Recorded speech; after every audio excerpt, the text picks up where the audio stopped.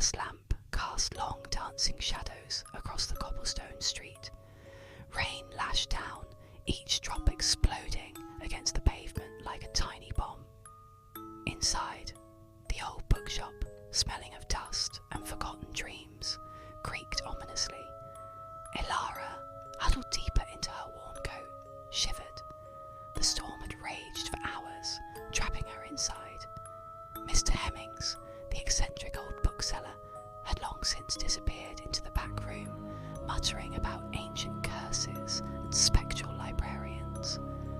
A low growl rumbled through the shop, vibrating the shelves. Elara's heart hammered against her ribs.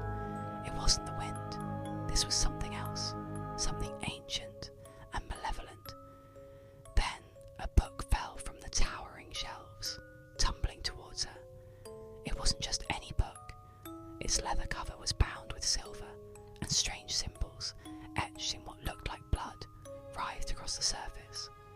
As it landed, a voice, raspy and ancient, whispered from its pages, "You have awakened me." Terror seized Elara. She scrambled towards the door, but it was locked. The growling intensified, and the shadows seemed to lengthen, reaching out like grasping claws. Then, the books themselves began to move. They slid off the shelves, their pages fluttering like bat wings. The air grew thick with a suffocating stench, a mixture of decay and something primal. Elara backed against the counter, her breath catching in her throat. The books formed a swirling vortex around her, their pages whispering promises of forbidden knowledge and unspeakable power. As the vortex tightened, she saw a figure emerge from its depths.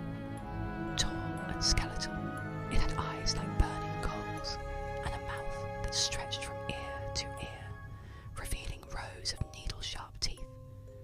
The creature reached out, its long bony fingers snaking towards her. Elara screamed, a sound swallowed by the growing chaos. Then darkness. When she awoke, the storm had passed. Sunlight streamed through the grimy windows, illuminating the dust motes dancing in the air. The bookshop was silent, the shelves neatly ordered. Mr. Hemmings, looking surprisingly cheerful, emerged from the back room, a steaming cup of tea in his hand. "Terrible storm, wasn't it?" he remarked, his eyes twinkling. "Almost lost power for a while. Gave me quite a fright." Elara, her mind still reeling from the horrors of the night, managed a weak smile. Yes, it was. Quite a storm.